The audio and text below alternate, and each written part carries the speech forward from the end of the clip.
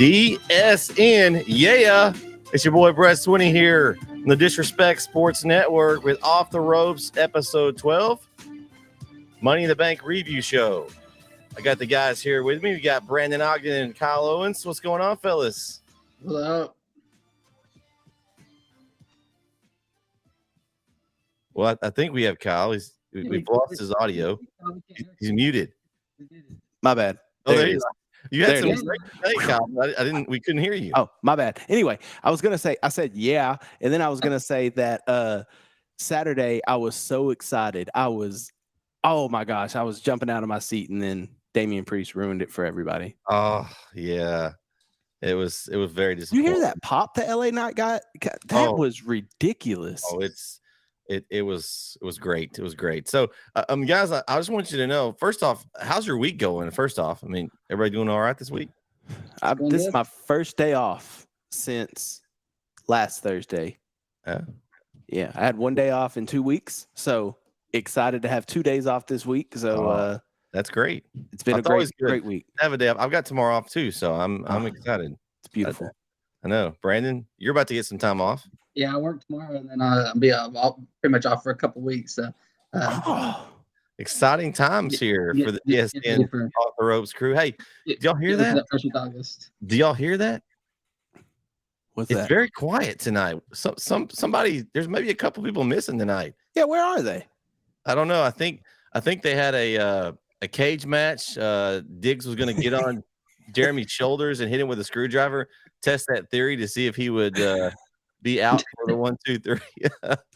Man, Jereme just said he'll be here at 9.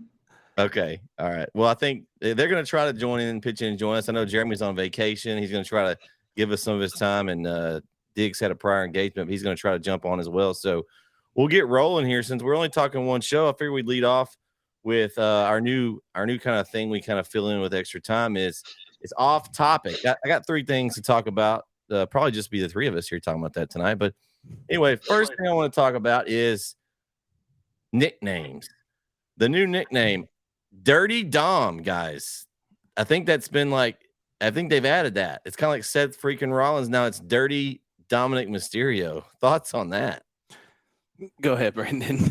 Because before I'd even seen, because I didn't watch Raw till I think yesterday or the day before. So I had it, but I heard about that on Monday night, on Twitter, and what Dirty Dom actually originated from makes it look really bad. Because Dirty Dom did some really bad things, and so the fact that they brought that up, probably not a good look, but because at first people might not have known. But a quick Google search will, look, Dirty Dom, he had a checkered past, and so associating that is this Dominic Mysterio has a checkered past. Remember, he was in the Slammer for all 3. Yeah, it's a little different, but yeah, but Corey has a history of saying some controversial stuff, so we'll see if they continue this or because it didn't start getting backlash I think until Tuesday. So we'll see if they continue it next week, or we'll see. But I like Dom. I don't think it's necessary. It's kind of like the Seth freaking Rollins. Like the freaking doesn't need to be in there. Like I could do without that. I could do without the Dirty Dom. Now I don't mind the Seth freaking Rollins. I can't stand the Dirty Dom. I mean that's completely pointless. But that's an interesting point you brought up, Brandon, because if you do some research on Gunther's name. Gunther, what they originally wanted to call him with the first name, is actually like a German U-2 boat captain or something that was, in that time with Hitler and all that. So, oh yeah. And so, Yeah, like, the 'cause first person I said talked about Dirty Dom, it said, "Oh, at least it's not a Nazi U-boat." Gunther, yeah. and it already linked those two together. Yeah, exactly. That's the first thing I thought of when you said that. So it's not. I mean, WWE does this. I mean, they've done it before. They'll do it again. They know how to blur the lines where they try to make it okay. It's not okay, but So they want a PG show, but then they want to do this. I don't get it. Like, it's like, hey, we want to be for the kids. We don't want to do blood, but it's okay to do. It's okay to give these guys nicknames that have other meanings, and then say them on TV. Yeah, it's hypocritical.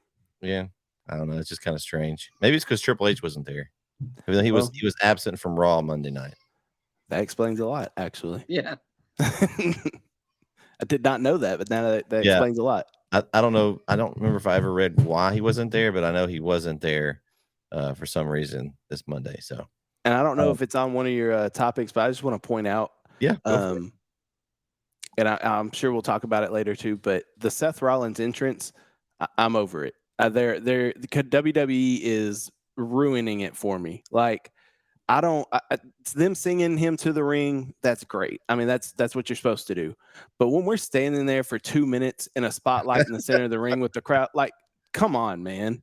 Like, that's too much, bro. And so that's all I'm saying. They're ruining a good thing. Like, the entrance for Seth is phenomenal. I love it. I sing along with it. So I'm not gonna sit there and do it for 2 minutes. So do you still like the Jericho entrance with Judas?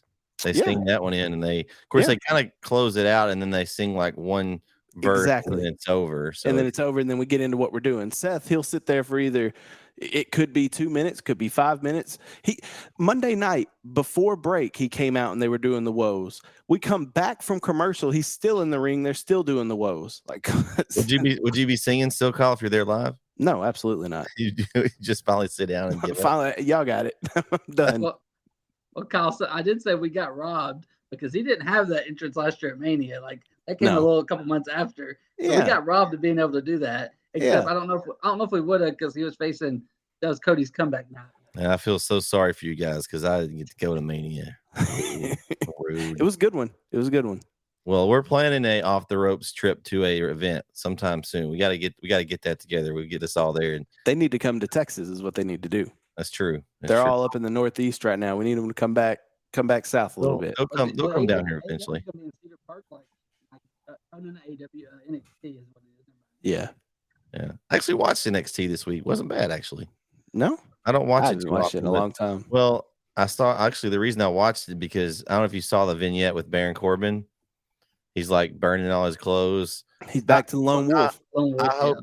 I even burned his Lone Wolf outfit. Like, it's something there. He's going completely. So I pray to God for his sake that they can do something right. They have ruined that guy. Like, they've given him gimmick after gimmick. Actually, the Lone Wolf one was probably his best one. Yeah. They've just ruined him. So, and he can wrestle too. He's good in the ring, and he's a good heel. Like, everybody loves to hate Baron Corbin, but he needs a good gimmick. So hopefully they'll find something for him. That's why I watched NXT. The Creed brothers also lost, so they're now out. So I expect to see them showing up at SmackDown or Raw soon. I don't know if y'all have ever seen them wrestle, but they're really good in the ring. Mm-hmm. They're good on the mic too. They're going to be a good addition to the SmackDown or Raw roster. Okay, we kind of got off, but the number 2 thing for off the topic is better than you, baby. What do y'all think about this? I personally love this blind tag team. I think it's an automatic way to create feuds. I know it's kind of like back in the day when they had Kane and Daniel Bryan together, and they didn't like each other and they were in the Team Hell No kind of deal. But putting these teams together, I think it creates some good television. Of course, they had Keith Lee and Swerve back on the team. That was interesting. So now maybe they're going to go back to that feud that kind of just died there for a while when supposedly Swerve took Keith Lee out. So, but I think it's a good way. This is very interesting. It's very comical. There's times where it looks like Adam Cole is kind of like, leaning heel there. He's okay with MJF, and then he kind of lets MJF just fall on his face. What do you guys think about this? Well, I hadn't seen last night yet, so I hadn't seen all the teams. I know about Adam Cole and MJF because that was a couple weeks ago, and I saw their opponents last night, so I know who that one is. But used to like WWE, they always like just threw random people together, and they still do it. Just throw random people together as a team, but with no rhyme or reason. Like Ricochet and Braun Strowman, and then like Sheamus and Cesaro that one time had the 7 matches, and like, hey, let's just make them a tag team for 2 years. They just randomly would throw people together as tag teams. But at least they're doing it. It's a cool way. They're drawing it out of the kind of like the Royal Rumble thingy. They're drawing it out of a hat or whatever, the lottery. And it's at least they're making it fun. And it's not just one team. They're doing a bunch of teams like that. And they're doing a tournament out of it. And they're giving you a reason. They're not just throwing teams together for the sake of, oh, let's throw a team together and let them do something for a little bit. And they'll have a title chance. I mean, at the end of this. Exactly, yeah. And it's that. And that's one of the things that AEW does a better job of WWE is let's make the match mean something. Why do they care about fighting? Like, at least they're trying now in their tournament, they're trying to get championships, an opportunity for one. So I do like this. Kyle, what do you think? I love it. I think, and Brandon, you said you haven't seen last night's. MJF and Adam Cole they are fantastic together.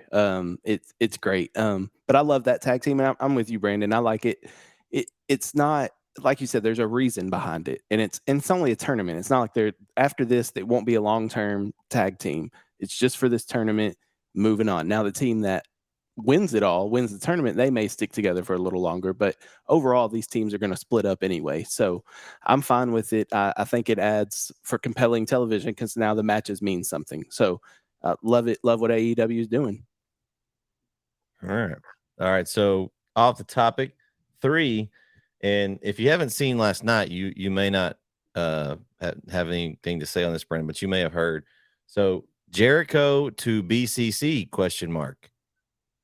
Kyle, was it to BCC or was it to Don Callis? I think it was more towards Callis. I know Callis and the BCC are intertwined, but I think that was more of it may have been Blackpool Combat Club. But he said that he forms.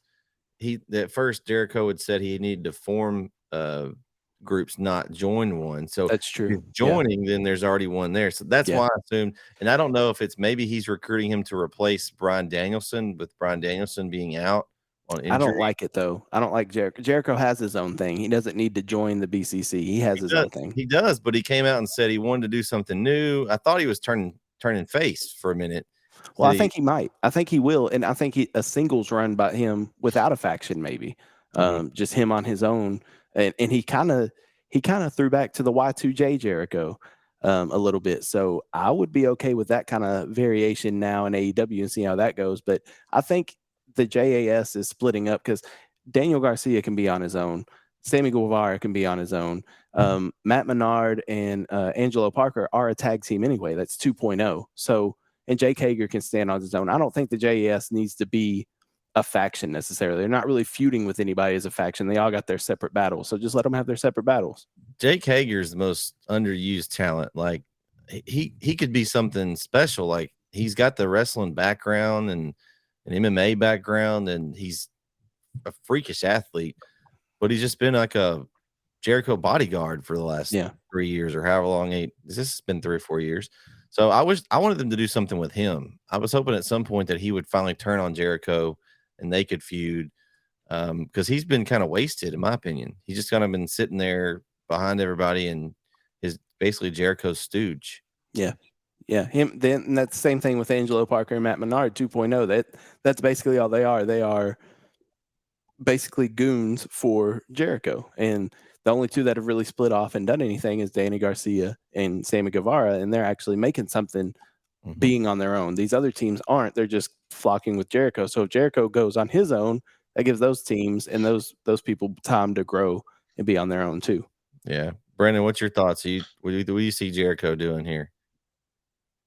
Yeah, I don't, because I hadn't seen the segment from last night to see what actually happened, but I did see the kind of graphic was someone's going to be joining each team for Blood and Guts, get like a little mystery partner for each team. So I didn't know Jericho was involved though. So I'm interested to watch. I'll probably watch it in the morning and kind of catch up and see what happens. Yeah, it was a good show. Last night I've caught up a little bit today. I didn't get to catch it live, but pretty good watch. All right. Well, this card, guys. I'm just gonna say, it's a 4-way tie, and I ain't part of it. You guys, I don't know. I think this pay-per-view, I'm gonna call this opposite day because whatever I picked, it went the opposite direction.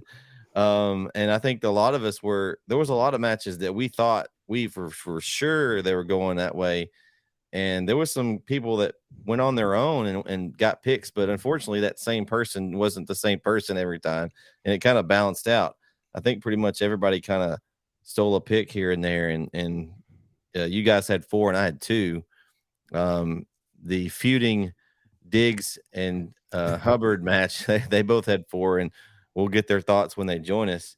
But let's just kind of go over this card. I think overall, to me, we talked about the card might not live up to what we thought it would be. I think it did. Honestly, thought overall that was a very good pay-per-view. I thought all the matches were pretty good. I mean, I didn't really have like one that was just like I hated it. I wish that Gunther and Riddle would have gone a little longer. But I didn't hate it. I think that, the matches were all good, especially the Money in the Bank. You're not going to have too many that are bummers. All right, we'll start with the first one is the men's Money in the Bank ladder match. Right off the bat, I thought that was interesting. When I saw that this was leading off, I was like, is the winner going to cash in later tonight? It's always in the back of my mind when they have them that early. I'm sure you guys probably thought the same thing. And I think it came down to who we thought were the options, LA Knight and Damian Priest. And Priest comes out on top, and I like either one of those. They can do something with them. And I think my thinking is why they didn't go with LA Knight is I don't think at this point he needs the Money in the Bank. He's so over right now. I read somewhere where he may get a shot at Austin Theory at SummerSlam. And I'd love to see him beat Austin Theory and do something with the title. But what do you guys think of this match? There was a lot of good, nasty spots, I will say. Yeah, it was. I thought it was an incredible match. Ricochet and Logan Paul did some things like we expected them to do. The off the apron that on the ladder. Spanish fly?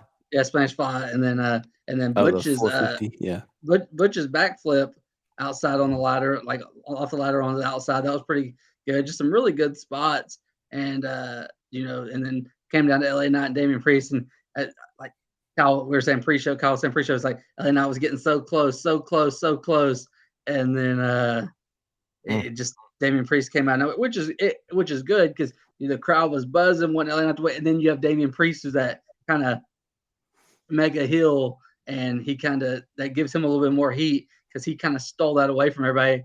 And but that crowd was on fire all night, the London crowd, which we knew it would be. But if LA Knight would have won, I don't know if they would have ever stopped. Yeah, it would have been exploding there. I thought it was one of the better Money in the Bank, men's Money in the Bank matches for sure. There, like you said, Brandon, the spots that Pete Dunne moonsault on the outside, that spot with Ricochet and Logan Paul that was botched, but Ricochet was like, yeah, we're going to do it anyway off the second rope. Like he nearly killed Logan Paul. That spot was wild. The Ricochet is fantastic. Logan Paul with the frog splash on Priest on the outside. Like it was what we expected. I wanted LA Knight to win, but the more I thought about it, if he wins, then what? Who's he cashing in on? He's not cashing in on Roman or whoever wins the title. He's not cashing in on Seth. Seth's not losing the title right now. He's not going to cash in and beat Gunther. So who would he cash in on? So what's the point in giving him the title? At least if you give Priest the Money in the Bank briefcase, there's more storylines that can go with that. And you can set up that feud with Theory and LA Knight. You don't need the title involved, or you don't need the Money in the Bank briefcase involved. So I'm okay with who won. I wanted LA Knight, but I like Damian Priest, and I think they could do a lot with him. Yeah, and unfortunately for us, the only person that picked Damian Priest was Mr. 5-star match, Jeremy Hubbard. Of course. I came so close. Yeah. And, but the thing, already since he's won, they've already, 3 or 4 times they've already dropped that nugget of him and Finn. Mm-hmm. They've really done a good job with that already.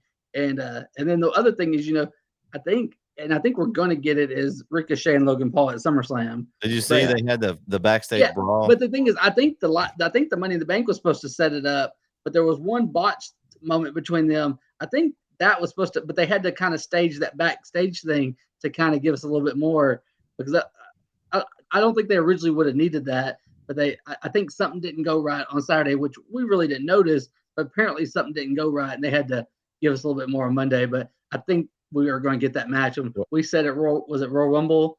We said we would love to see that. So. Yeah. Well, and I think here's the thing, guys. If there's a WWE pair that can do something like Ospreay and Omega, not saying it's going to be that caliber, but these two right here could do something special in a WWE ring. It'll be a great match. 100%. Yeah. I mean, it's going to be one of those. It's going to be in the ring. There's going to be some crazy spots. They've got this whole time. They've probably been playing this a little bit, So they've got some things planned that are just going to be insane. I would be surprised if it wasn't a stipulation match where they can involve ladders and tables and things. TLC? Oh, yeah. Cool. That would be great. They got rid of the pay-per-view. That was one of my favorites. Yeah. But that was incredible. The next match here, and I'm sure Jeremy want to talk about that one here when he comes on about the Priest one, but we'll move on to the women's tag team match. Shocker of the night, fellas. Yes. I mean, well, one of the shockers of the night. I mean, this was the shocker as far as like, if I was putting money on something that would have happened, I would have not put money on it. It was way out of left field. Yes. Way out of left field. Well, Ronda and Shayna were like minus like what, 7,000?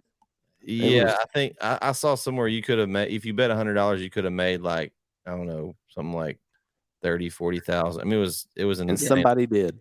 Yeah, somebody did. I just didn't see it coming, guys. I mean, we're all kind of on the same page, but I will say that we kind of talked about who was left for them.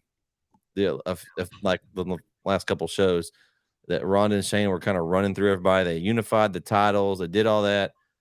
I mean, what was left? And now we know it's them. Looks like we're going to get Baszler and Rousey at SummerSlam. And I wouldn't be surprised with the rumors going around that Rousey may go back to UFC. I heard that. I don't know if you guys have heard that, but there could be some kind of stipulation where loser leaves or something crazy. Oh, wait, we have Mr. 5-Star himself coming in. Well, we can't see him. There he is, Mr. 5-Star himself. Well, he's frozen. I think he probably doesn't have good internet at his vacation, Diggs hit him with a screwdriver. Yeah, he's frozen there. But yeah, so I think, man, this could be a really good match too. They work the same style, and they're just gonna beat the hound dog out of each other. I think this one could be really good too. Got a lot of built-in storylines galore here. Yeah, the only problem is, like Shayna is, she did the turn. She's the heel, and she's got the kind of heel badass look, but the fans are booing Ronda like crazy, and so it was real awkward when they did the little back and forth on Monday, because like Ronda doesn't have much of a personality, so it's just like that part's awkward. But inside the ring, it'll be fun between those two. But what happened on Saturday is, I wasn't expecting that. Yeah, look, he's smiling down there because he knows we're talking about this one. He just picked this one out of a hat, guys. I mean, which one are you talking about this time? I mean, I got lucky on two, right? Well, you as lucky as you were, you still could only come up with a 4-way tie between all four of you guys. I don't know how you did that, Jeremy, but I mean, you should have won with the matches you picked out of your hat. I was thinking we're kind of like the old NFC West, right? What was it? The Seahawks, I guess, made the playoffs a few years back with a losing record. Like, did any of us really win if it was 4 wins? I mean, yeah, no, we just. But it's funny because I thought I got a couple that I didn't think I was going to get, right? Like I picked Damien to win the Money in the Bank. We had that talk last week, Brandon, where you thought maybe you should have picked it too. And I went out and picked Raquel and Liv to win. And then, like, what was I thinking on the other ones? I don't even know. Like, what am I doing? I don't even know, Kyle. But we've only talked about the first two so far, Jeremy. We've talked about Damien winning, and we all kind of agreed that it was going to be LA Knight, Damian Priest. They put them at the end of the match. We talked about Ricochet and Logan Paul kind of spurring themselves into a match, almost killing each other. Yeah. And could be another 4.5 star match, Jeremy, out of Ricochet and Logan Paul. Man, we've gotten some mileage out of that. Hey, we told everybody, the people at home, that that you and Diggs were having y'all's own match. That's why y'all weren't here tonight. Y'all were squaring off in the ring tonight. Yeah, down here having my own version of Bash at the Beach, me and Diggs. One of us is going to take the Hogan. One of us is going to take the Hogan fall, like with I guess Vince Russo. But no, yeah. I thought the Money in the Bank match, I thought the ladder match, both of them, I thought they were phenomenal. I mean, truthfully, I thought that, we had this talk last week about, or at least I felt like anyway, the participants, it was a little underwhelming who was in those matches. And I think that we kind of assumed like, okay, well, they're saying they can go for a mid-card title and that's why, right? Because there's some guys in there that aren't capable. But, man, I was super impressed. And I thought the women's ladder match, I know y'all get down the road in that. I'm not going to be there the whole time, but I thought it was phenomenal. I thought some of those ladies did some things that was completely unbelievable. And as much as we kind of talk about the WWE women's division as a whole, I thought it was really good. I thought the match was, but man, I enjoyed what Triple H said after the match in a press conference, talking about, I know LA Knight was the favorite, and I know all you guys want him to win, but the story's not over. And that's what I like about what Triple H did. And I did not watch Monday night, other than just a little bit. So I don't know if they went any further than that or not. But I do know I really enjoyed Triple H bringing. That's what I love about those press conferences, guys. And you may disagree or agree, but they kind of blur the lines between real life and storyline. And I really think they've done a good job of that. And it's why I really appreciate it. AEW, I think, was doing those press conferences first, maybe. And it's completely storyline. Like, there's no realism in that at all. But Triple H has done a good job of that. So I think he's going to get his big push. LA Knight still is. But, man, good for – and then they teased the Damian thing, Brandon. We talked about that last week. They teased it at the end of the match. And Finn was kind of, upset about that. He came out there. But, we'll see. I know that I did see Damian, I guess, talk on Monday night that he kind of mentioned that that's not what he's interested in doing, is going after Finn, or that wasn't what he was going to do. But yeah. I think we all would. I personally think that's where it's going to end up at. Will be those two going at each other, and kind of the writings on the wall with that, I guess. But overall, I will say this. Okay, I was listening a minute ago. I'm with you on the Rollins entrance, man. Thank you. Thank you. Good grief. It is so too much. We should just play it through our whole show. No.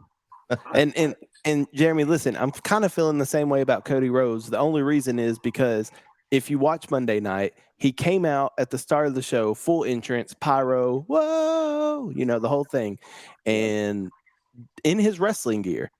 And then him and Brock get into it. Great. Cool. Then he comes out later in the show, full entrance, the whoa, to do a stage interview in a suit, twice in the same show. When I heard his theme song hit, I said, why? What are we doing? So, yeah, they're going overkill. They're going overkill. It's funny because I'm with you on I still like the Cody entrance. I like it. It's just the thing about the Seth one to me is it's just so awkward. Just raw. This dude's in the spotlight, and he's just, first off, he's wearing women's clothing 90% of the time, and it's just like, why are we singing to this dude? At least with Cody, like it gets you pumped up. Yeah, I like the Cody entrance. Completely off. Well, it's not off topic, but kind of. Have you guys seen the TikTok trend that went on July 4th? By the way, all these guys on TikTok doing the Cody Rhodes entrance with the fireworks. With fireworks. I missed that. Yeah, no. Hopefully, no one got injured. In the group chat. I'll send it to you in the group chat, but it was so unbelievable. And it's these kids, man, like, what are you doing? I would have done it myself, honestly, guys. But some of them looked good. Hey, we need a beach version from you, Jeremy. Yeah. I got to tell you, boys. Tomorrow I'm headed home, and the beach won this week. By the way, I can't really tell, but the beach won today. Yeah. But it is what it is. But no, I thought that I'm with you on the Seth thing for sure. And also, I did hear you say this. I love the Adam Cole MJF Oh, stuff. Yes. Dude, it's so great. It is Like, it's perfect. They are so great together. the only thing I'm afraid of is it's going to make MJF look like kind of like a fool, right? Which, like, he's your champion. He's the guy that you like. Is this TK getting at him for maybe he's going to leave at the end of the year? You know, like, I don't know. I don't want that to happen. And I heard you say this too, or Brandon, one of you said this about there's moments where Cole almost falls into it a little bit Yeah. and then gets out of it. The Shivani thing, talking about when they were doing the the gym. guy I in don't know the where the weight gym room. skit happened. Yeah. And they were like, but he was like, no, you can't say that about the guy, but he does look like Shivani. So, Because Adam Cole still doesn't like Shivani because he always thinks he was, hitting on Britt Baker. So, well, he should have probably. Good choice. But anyway, so what else did you guys think about the show? I mean, while I'm on here, I thought overall it was a good card. It wasn't great, but I thought it was a good card. I'm disappointed that I don't know, man. Like, we talk about the bloodline thing, right? Like, I'm worried that it's gonna get stale if they don't do something. Like, I know people think it was great TV. I'm just not sold that it was great at the pay-per-view. Like, I don't know. I expected more from it, honestly, at this point. I don't know what you guys think. I loved it. I thought it was fantastic. I understand where you're coming from with it could get stale, but I think that there's so much heat and love for Roman right now that they could still ride that a little longer. And I think him getting pinned finally by Jay sets up a whole thing. Now we got this tribal court of the tribal chief of the tribal chief. Hey, do we know who's showing up for that? They could have any of the old. They could have anybody. That's what I'm saying. This story has so many more layers to it that it could get to that I think it's still got a few months, maybe not a few, maybe a couple months after SummerSlam. Maybe we need to start getting to a conclusion. But for right now, I think it's got some legs that it could still has some good strength to it. And I guess what worries me is do you guys think Jay or Jimmy, either one, could carry the championship belt? I mean, do you think either of those guys are at that level? You know what I'm saying? Like, because where does it end? I still thought Solo takes it from him, and that's what they put him over, and he's the new tribal chief, because they did mention that. They said you would be the new tribal chief, so they kind of teased that. Yeah. I don't know. That's where I think. To me, that's where I wanted to go. That way that puts Solo so over. Like, they've done a good job, but for the most part, we had that silly loss to Cody Rhodes. I still don't understand why they did that, but he hasn't taken many pins either. And so this could be where he eventually decides he wants to go after the title, and the Usos back him, and maybe Roman Reigns takes a few months off and then comes back. I don't know. I'd like to see them use it to put Solo over, just because they've done a great job of building him up. Who else? I mean, the only other person right now, you got that's believable beating Roman, Gunther. But he's a heel and heel. That doesn't really fit right now. You got Cody, of course, but I'm sure they're not going to be ready to put him right back in the picture. He's still dealing with Brock again. So I'm still not. We still don't know. We still don't know why Brock is so angry. That irritates me. Like, why? Why is he still attacking him? Is Lesnar who cares at this point? Is he paying him money? Tell us. I want them to tell. Hey, come out and say, well, it was Paul Heyman the whole time. He paid me $100,000. Okay, well, that makes sense why he's attacking him, but they won't tell us anything. They've gone so long without telling us that I don't even care anymore. Just get the match at SummerSlam, get it over with, and let's move on. I don't even care at this point. Heyman's insurance policy in case Reigns kicked him out, right? I mean, there's got to be something, but you're right, Kay. I mean, at this point, people forgot that it even happened and why it happened and when it happened. You know, I hate that match. I don't want to do it again. I know we were going to, but I don't want to do it again. One last time, Jeremy. Just one last time. Yeah. Well, in WWE fashion, it'll be 3 more times probably. But and I guess the truth is, I'm sitting here thinking as we're talking, I feel kind of foolish because as slow of a build as the whole bloodline thing has been, why would we expect something crazy to happen at Money in the Bank, right? Like, Would we expect the solo turn against Roman that early? No. I mean, do we get it at SummerSlam? Probably. I mean, I don't think so. Not yet.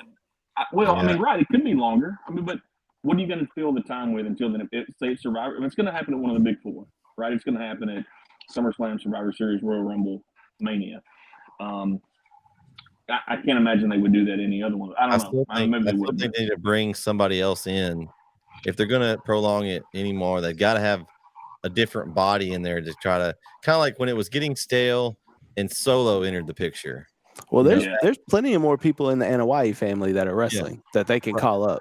Yeah, so, I think if they're going to extend this much longer, they're going to need to inject a new person in the storyline.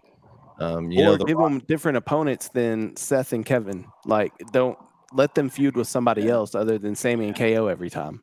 Yeah.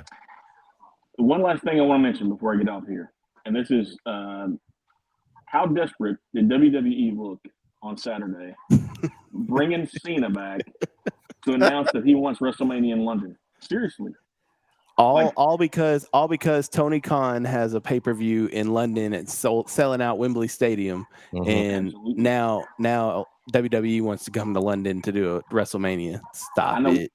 We were all texting Saturday, and some of you guys weren't watching it, so I didn't want to say it until we talk tonight. But if you don't think that Vince and Triple H are paying attention to what they're doing, now you know they are. 100%. Because that's one of the most desperate things I've seen anybody do. I mean, truthfully, like you bring back the biggest guy you got, and you say, try to get all the crowd in your favor, get all the rub off of it you can. And I bet you before August 27th, they announced they're going to have WrestleMania in London. You wait and see. That'd be a quick turnaround. Well, they've just fired up the fans for AEW is all they did, because they're about to have a big event there. I mean, it's going to be like the crowd. It was hot the other night. I mean, it was hot. It's going to be. It was awesome. Can you imagine 75, 80,000, however many they end up selling? I think they've already given out that many tickets, and they've opened more seats in the upper deck. I mean, it's going to be insane. Like, it'll be 100,000 before it's over. Like, can you imagine the pop? LA Knight's got to win the title, right? The pop that he would get if he wins if he wins. I think Jeremy you weren't here. I don't know if you heard me, but I've kind of heard rumors of maybe him in Theory. Mm-hmm. I mean, take the belt off of Theory. I've been done with Theory since Cena basically cut him down to. Theory and Dominic need to go to the same place. I like Theory. I'm a Theory fan. I like Theory. I think he's good at what he does. And here's the thing about it. You know, there was a documentary on. I know we're just chasing all kind of rabbits now, but there was a documentary about some of those wrestlers probably a few years ago. I just watched it a couple months ago, and that dude's a lot more experienced, a lot older than you really think he is. Like he's been around for a long time, and he's really good at what he does. Don't get me wrong. He just doesn't have that. Like you want guys to have that, and I don't feel like he has that yet. He'll get there. You know, and there's been plenty of guys who I don't think have that, and they get it. LA Knight, think about him. It's taken him a long time to have it, and he's reaping the benefits now.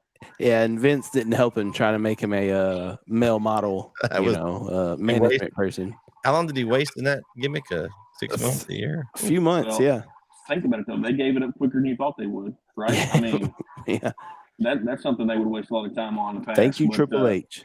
I'm still waiting to get rid of. I'm still waiting the Butch gimmick to go away so we can have Pete Dunne back. But he's basically Pete Dunne without the name. Like, the crowd in London, I thought it was awesome. They were chanting Bruiserweight to Pete Dunne. So I mean, just make the change. Just change it.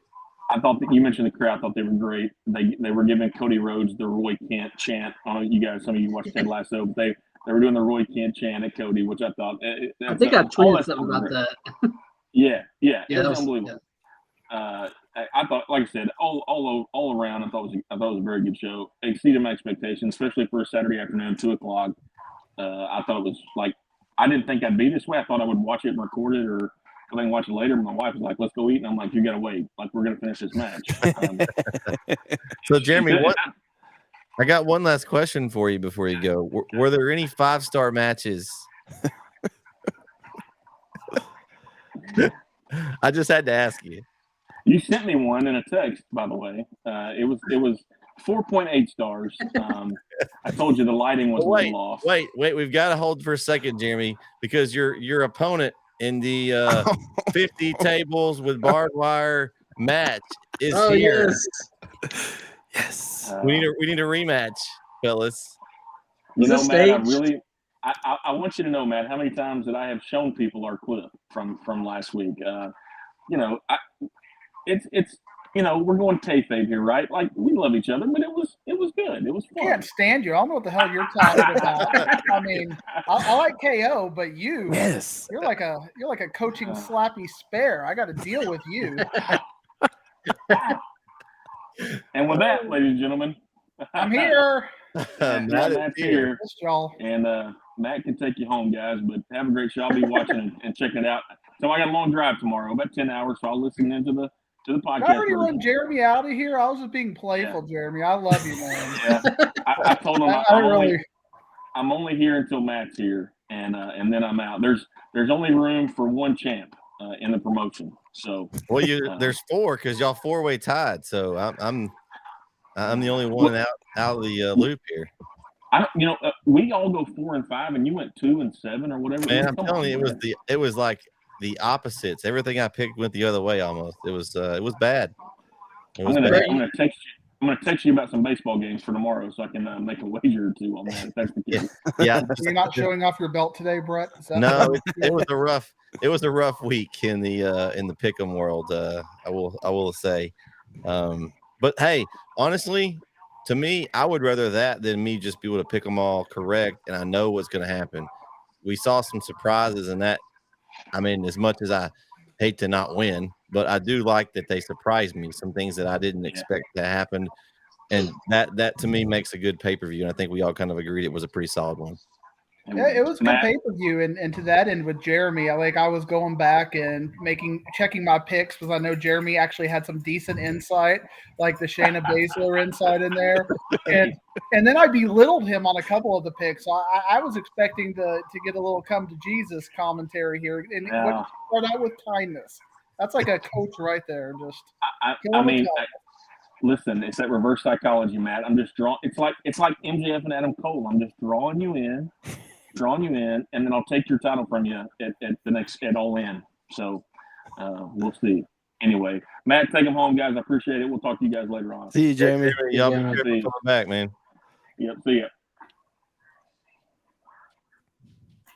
All right, Matt. We've we kind of went off and let Jeremy kind of give his take because he's only here for a little short time. He's on vacation. So we've currently we've discussed the men's Money in the Bank, and we've discussed the tag team match for the women. So you can go ahead and give us your thoughts on that, and we'll just let you. Well, I say that, and we scared him off. Now we're back down to 3. Yeah. Can I give my thoughts on the tag team? Go for it. All right. Well, real quick, I don't have much to say about it, but all I'll say is it was a decent match, and I think this is WWE's way of giving the titles back to Raquel and Liv since they didn't really technically lose them since Liv got hurt. I think this is their way. Plus, Ronda's going back to the UFC. She gave WWE a hard date out where she said, I'm not working past this date.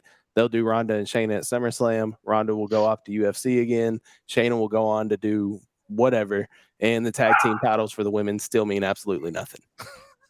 So, as it's been for a while. See, we have a little bit of chaos because the Diggs Twins girls went 6-0 in volleyball today. So it is a party atmosphere here in East Plano. Okay. So all right. Shout out there. Yeah. That's awesome. We're very happy about all of that. Who was coaching them? We know it wasn't you, Matt.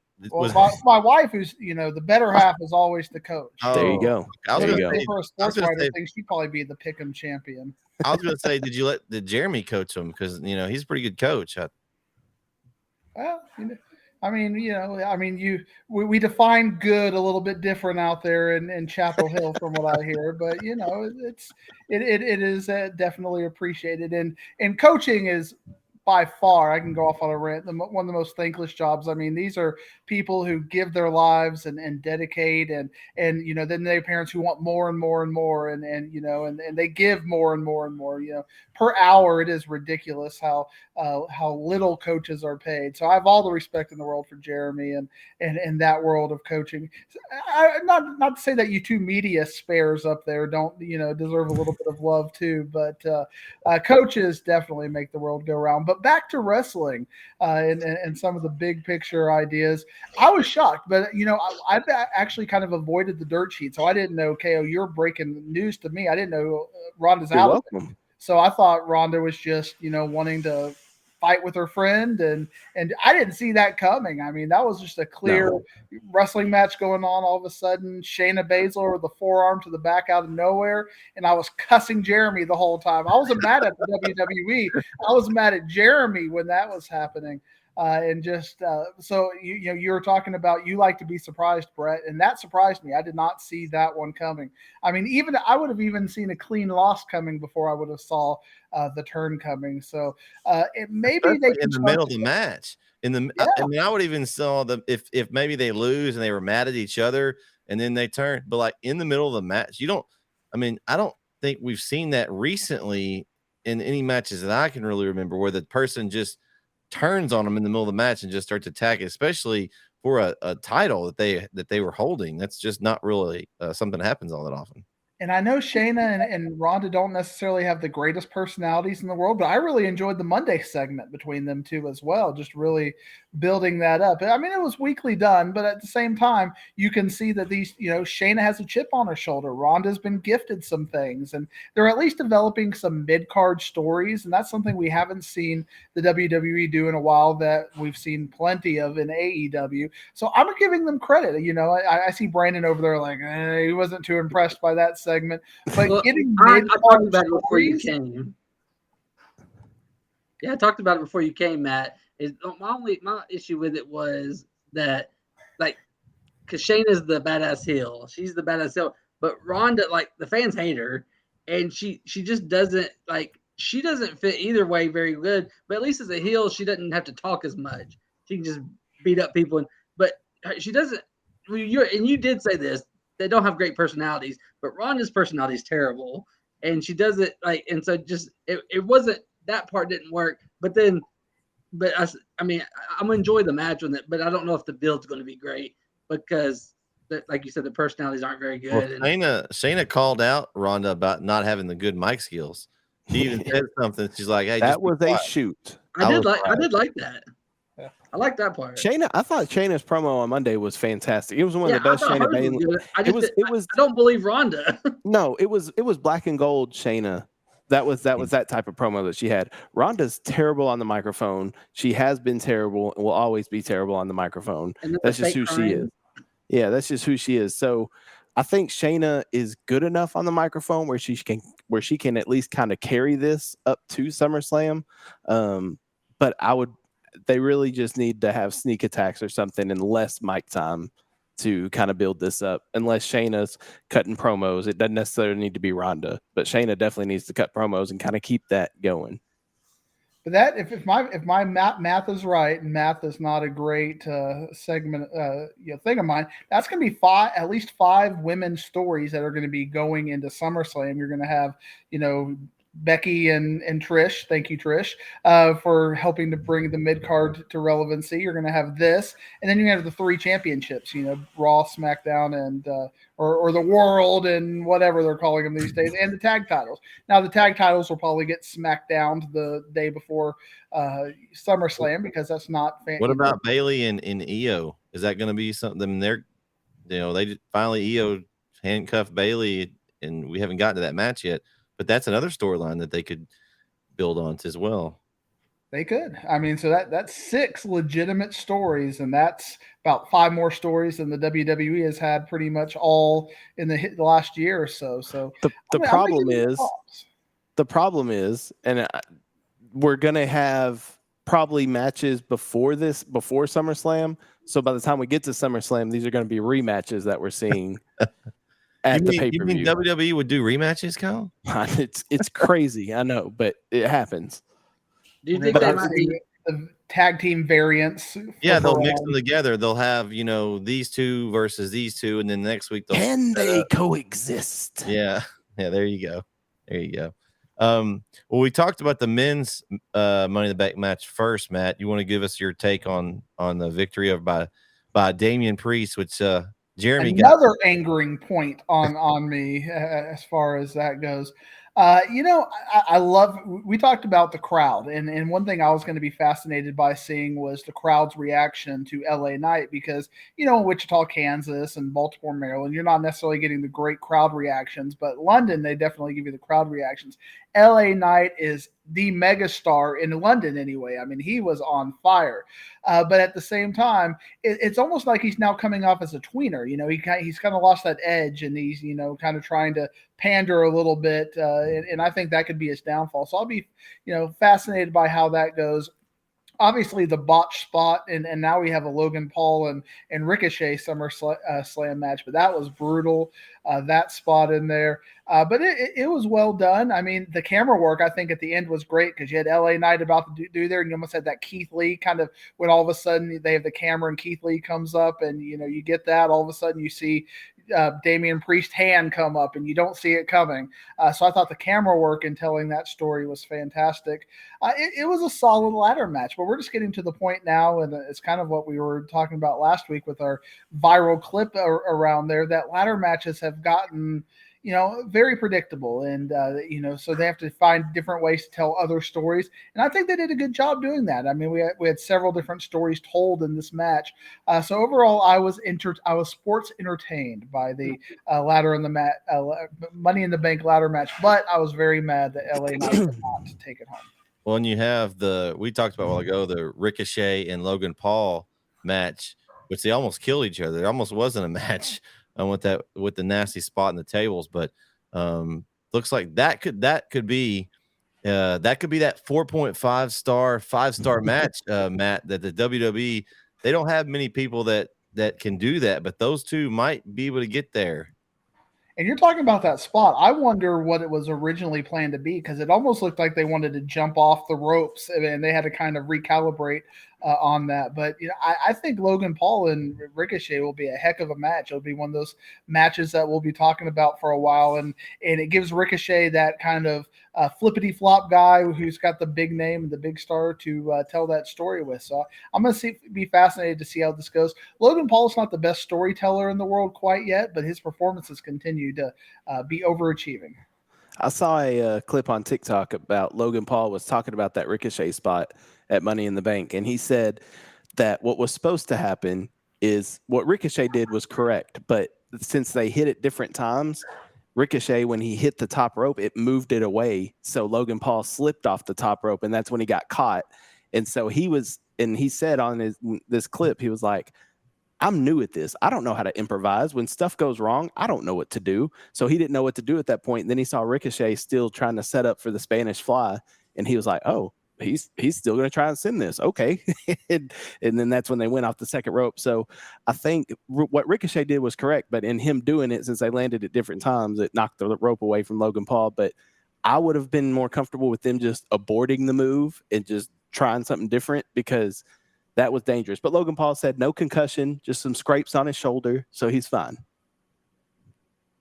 Breaking 2 news is today to you, Matt. I'm the breaking news guy. That's almost like you work at the news station, so maybe it's my gimmick. Yeah. All right. The next match, I talked about this one. I thought that this match needed more time. Gunther, Matt Riddle, because Riddle can work. I thought they might let the match go a little longer. It really, honestly, wasn't too much. I mean, Gunther pretty much dominated. I mean, Riddle got a few spots in, but I thought this match might go a little longer. But the reason why it didn't was another one of those surprises. We had Drew McIntyre return. Supposedly still has no long-term extension on his contract, but he's returning, and looks like he's going to be aiming to face Gunther at SummerSlam, it looks like, fellas. So what do you guys think about the match? And then is McIntyre coming back? I thought the match was very good for what it was. Like you said, I think it wasn't long enough. They couldn't kind of really get out of that first gear, I thought. But what Gunther did to end the match, chopping Riddle's hurt ankle, that just proves how strong his chop is for Riddle. And like Cole said, I think he broke his ankle again. So I liked the match. It was a good match. Gunther, my problem, I love Drew McIntyre returning. I'm a big Drew McIntyre fan.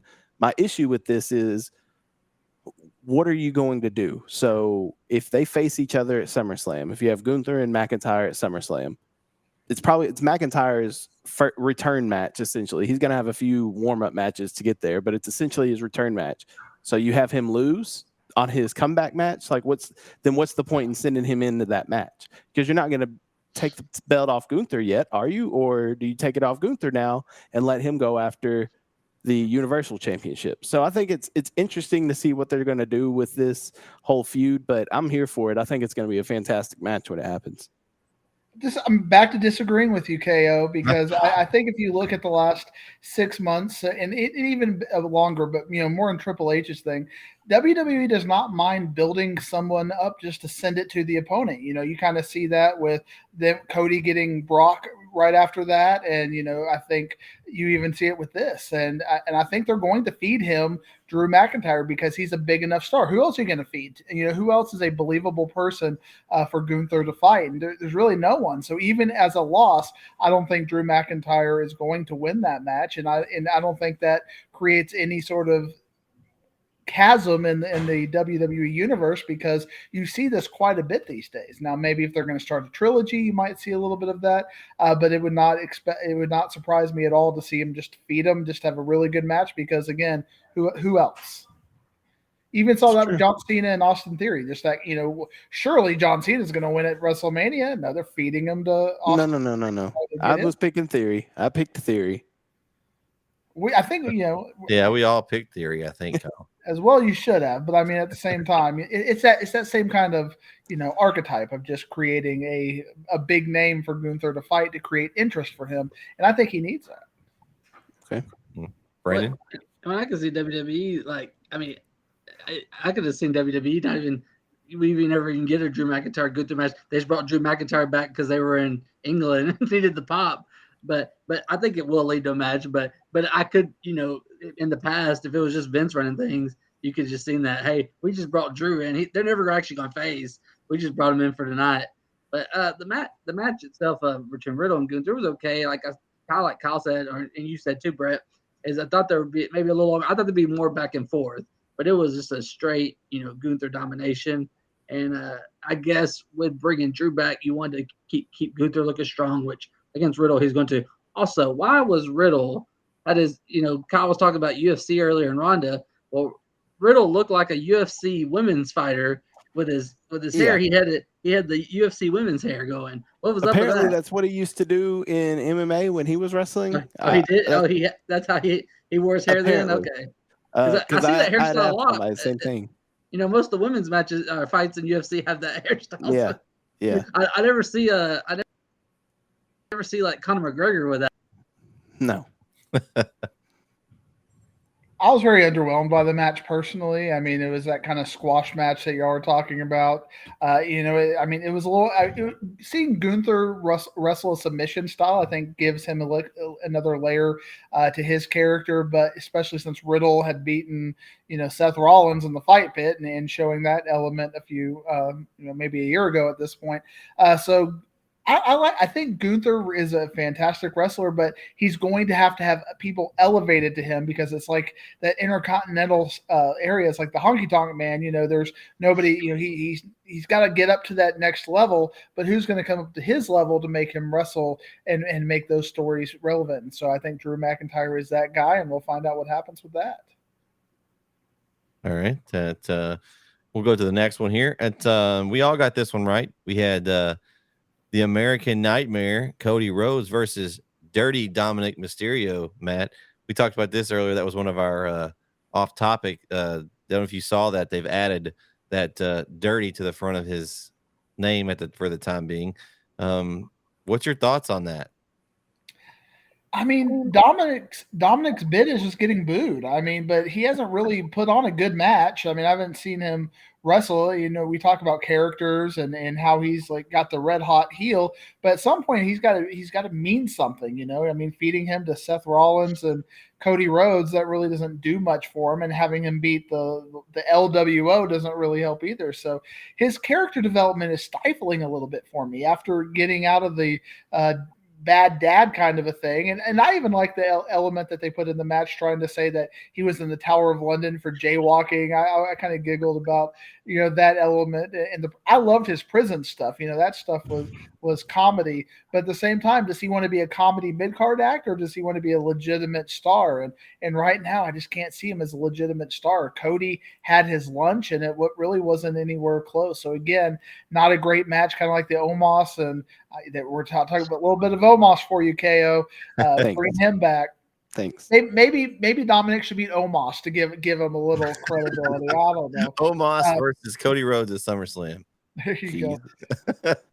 Dirty Dom versus. I want to see Dirty Dom versus Omos, because you know that'd be just a good old classic jobber match there. But again, just nothing impressive, nothing that I'm going to remember. I couldn't even really remember much about the match other than Cody dominated and just won. So a little disappointing, because where's the depth of Dominic's character development? I'm not seeing it right now, and his ring work isn't great either. The thing that stood out to me about this match, though, is like you said, even though it wasn't a great match, is it was. I just saw the comment over here, and I got this comment. You, Kyle. This is CM. Thanks, Corey. Hey man. But yeah, like Matt said, you know, even though the match wasn't great, the crowd. This is one of the times they were in it the most. I mean, the crowd was, you know, it was on fire all night, but it kind of died down for the Shayna match and the Riddle Gunther match. And it, like, for this match, it was going the whole time. You know, Jeremy mentioned earlier they did the Roy Kent thing for Cody. They were calling Dom all sorts of things. Dom is a wanker. Yeah, they're all sorts of obscenities at him and everything. It was great. But and then you know, they do the Cody song, and they were doing it in the match. They were doing it after, you know, the crowd was, even though like Matt said, it wasn't the great, you know, Dom doesn't put on a great match, but Cody helped make it a better match, and the crowd made it fun. You didn't get bored by it because, hey, these guys are enjoying it. Let's see if I can enjoy it just a little bit. You know, you always have these things in your head when you go back and watch the podcast or think about the podcast. And our friend at That's So Dope reminded me of what I wanted to share a little bit of a story with K. I wish I would have said this last week, but you know, and it gets to my point about what a 4.5 star versus a 5-star match. You know, KO is happy with his 10 with the Sloth Toes, and then he goes over to Thanksgiving with Kevin Owens, because you know he's got Kevin Owens coming over for Thanksgiving, and he finds out the 10 with Sloth Toes has a twin sister without the Sloth Toes, and now he's starting to feel really bad because, man, this is what I could have had if I went, you know, if I required perfection, and now all of a sudden that 10 is really not a 10, it's maybe a 9 or 9.5, because the identical twin without the Sloth Toes is a much more attractive person, which is the point I was trying to make. You can't have a 10 or a 5-star match unless it's perfect. That's all. Dave Meltzer gave it 6 stars. Well, I don't even know what. Oh man! Look, with or without Sloth Toes, a 10 is a 10. Can I get an amen? Wait till you see the twin. That's all I'm saying.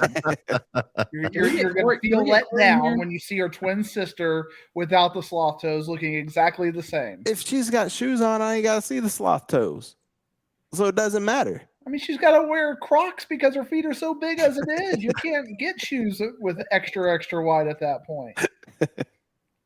Hey, I wanted Matt, you made me think of something when you said the LWO. Back in NXT, I loved Santos Escobar. Thought he was fantastic. He's still good in the ring, but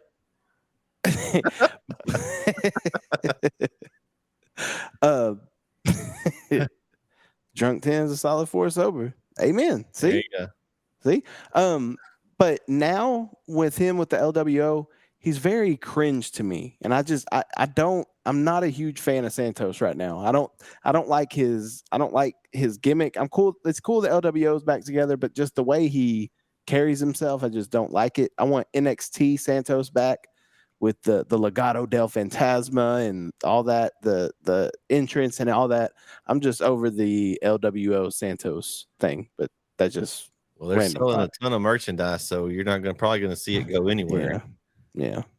But that's the unfortunate thing is they don't have. I mean, it could be Escobar, but they don't have anybody that's like gonna go win a belt, or like they need some kind of legitimacy to continue to have a stable. I mean, at some point, what are you together for if you're not trying to win a belt? You just fighting with everybody and losing every time. I mean, yeah. Or you're like the Brawling Brutes and you're fighting with everybody and you're winning some, but you're still not doing anything. You're just kind of running in place. Yeah, that's true. We talked a little bit about it's not really the next, but it kind of was a match. I guess it ended up being John Cena's appearance. Matt, we kind of gave our thoughts a while ago about them, WWE being them, listening and watching AEW and kind of making a decision to send John Cena over and pump up WrestleMania in London. Got the fans all fired up. What do you think about this move by WWE? I enjoyed the promo, and I was a little mad because I was in DC this past weekend seeing some family. And on Monday, we're driving back to the airport, and their sports radio actually spoiled this for me. You know, like they were just doing their little ticker or whatever, and they're like, you know, because Raw was in Baltimore, so they were kind of hyping that up, and they're like, John Cena came back into Money in the Bank, and I'm like turning off the radio real quick as I'm getting everything spoiled for me. But that John Cena thing was a flat out fun. You know, I really enjoyed it, even though he really had nothing to say. And, you know, he was just getting kind of cheap heat, or kind of the Mick Foley going out there and saying the right things as far as that goes. But I mean, I would love to see WrestleMania with that kind of crowd in, you know, Wembley or whatever. But as we've seen quite a few times, when you go into the big stadium, I'm going to be very interested to see how All In does because of this. It does overwhelm. I mean, you don't get the crazy audiences when you have 80,000 there. So can England give us that craziness in, you know, times 4, times 5 with that kind of crowd? And I'll be fascinated to find out with All In what that sounds like. Yeah, I think it's going to be cool. I just think it's kind of, you know, hey, let's take advantage of them doing something over there, and let's try to get the crowd fired up about us coming over. And we're talking like biggest sales, biggest gate type numbers that All In's trying to do. I think they're already, I think, at number 2. I think WrestleMania 32 in Dallas, I think, is right now the leading one. But it'll be interesting to see when it all said and done, what the attendance numbers look like, what the gross number of sales, and then you've got turn around and a week later and you have All Out. So I don't know that I like the fact they're going over there, but that's too close together. AEW has their stuff spread out, and they're going to have to try to come up with 2 really good cards back to back. I mean, you can't. I mean, I don't want to say this, but we have a bunch of rematches. I hope not, because I mean that's not very much time to build anything unless you just have so many builds that you have 2 pay-per-views worth of storylines. And then which ones do you put at All In? Which ones do you put at All Out? Is All Out the Collision crew? Is All In the Dynamite crew? I mean, is that going to start being a thing where they even split the shows like that? I don't know. I think some elements of it, but not the whole show. But I think I did hear that Collision is going to be more of the second one. Because it's in Chicago. Yeah. Of course. That would make sense with CM Punk being on Collision. So, and that'll be fascinating to find out how that booking goes, because like you said, Brett, I think you gave very, you know, like WrestleMania is now 2 nights. So if they kind of book it like that kind of a thing where they're going to do half and half, but I think a lot of the England fans will be upset if they don't get to see the big names that they want to see. So how do they work that out? It'll be a fun build over the next couple of weeks, especially since we're seeing Blood and Guts coming up and all kinds of other things that you're seeing in the build to that as far as that goes. So AEW has a great opportunity to take that next step, but we're going to have to see some prime storytelling to make that happen. and some 5-star matches. Or 6-star matches, as the case may be. Real quick, my thoughts on the Cena thing is like if it was just because at first I thought is hey, just try to get the WrestleMania over, and that's probably what it was. And I was like, I'm not really interested in it, but it's Cena, But I like that they brought Grayson Waller out, and it gave me, I don't know if we'll ever get it, but it made me want a Grayson Waller John Cena match because like even before that, that could be the next. If John Cena's ever gonna have a match, that's a guy to put over. I like Grayson Waller. I know a lot of people don't, and I get why, but I like Grayson Waller, and I would love to see him in a feud with John Cena. And I like that part of the promo, not just Cena out there by himself. I kind of like the Grayson Waller coming out there and saying Australia is better, and that added a little more to it. You do have SummerSlam coming up, Brandon. Could you see Cena at SummerSlam? I don't think Cena's going to be at Summer. I think that was a one-off. Yeah, I think it was a one-off, but I think it's more likely that if we got it, it would be them two in London next year. Cena was already in London shooting something for a movie or something, so that's why he showed up. Yeah, but I mean, I'm with you though. I'm a Grayson Waller fan. I like Grayson Waller. I can't really stand the Grayson Waller effect segments. We get a lot of it now. Well, that's all we get. He hadn't been in the ring, and that's another issue I have. But then I found out that he had broken his ankle or broken his leg or something. Yeah, now he can probably get in the ring. But I'm with you, Brandon. I want to see a Grayson Waller. I think Cena could do the same thing for Waller that he did with Theory, kind of put him over in a big time spot. Yeah. So I would be down to see it. I just don't think we get it at SummerSlam. I don't think Cena's wrestling at SummerSlam. But Theory has been just so irrelevant lately. I know, KO, you're just pining for that Grayson Waller versus Bronson Reed mid-card of the year kind of feud right there. But really, Austin Theory has just become next to irrelevant. And, I'm worried they're going to continue to do this because what you see on these big 4 cards, and especially in England and other things, that they're really trying to build up the Cody versus Brock and maybe Roman versus Jay or whatever we're going to end up seeing. And those little guys like even Austin Theory just kind of completely get overwhelmed. So, how can you make Austin Theory relevant when you can't, or how are you going to make Grayson Waller relevant when you have a title on a guy that can't even see a card these days? Can't even see SmackDown. So you've got 2 mid-card titles, and then they're not the same level of title right now. Right. You got Gunther, where you see him as right below Rollins and Reigns, like right there. And then way down here, you've got Theory right now. The only way he wins a match is if he cheats. That still bothers me that they've yet to try to get him. Like, if you're going to make him a heel, at some point you've got to stand on your own and win. To me, it's just a job. Like every time, like that's the thing that they have done with MJF too much. He does those shenanigans and he won again. Shenanigans. Let him win clean. Give him some kind of at least win every once in a while. I mean, I don't mind the shenanigans here and there because he's a heel. Like they do that. But like every single time we have a match, the only way Theory was ever won a match, I think, is cheating. Yeah, and that becomes a problem. I mean, you think about 90s wrestling and Ric Flair, he would go out there and he would beat, the mid-card guys on, WCW Saturday Night or the Power Hour, but he'd have to cheat to beat Sting or Luger or some of those bigger names. But he would still go out there and win on a regular basis, and on the other card. They need to build Austin Theory up. But at the same time, are you interested in Austin Theory versus Escobar in a 8-minute decent match on SmackDown? I don't think there's much ratings in that either. So kind of a no-win situation with that. Yeah. All right, the next matchup is the women's Money in the Bank ladder match. This one was outstanding as well. You had all kinds of storylines we talked about coming into this match. You had, we had the thank you Trish stuff. You had Zoe Stark there. Can they get along? You had Becky Lynch and them two into it. Is Bayley going to turn on Io? Is Io going to turn on Bayley? Lots of storylines there. Then you had, of course, Selena Vega thrown in there, which is kind of random, but you had to have somebody else in the match.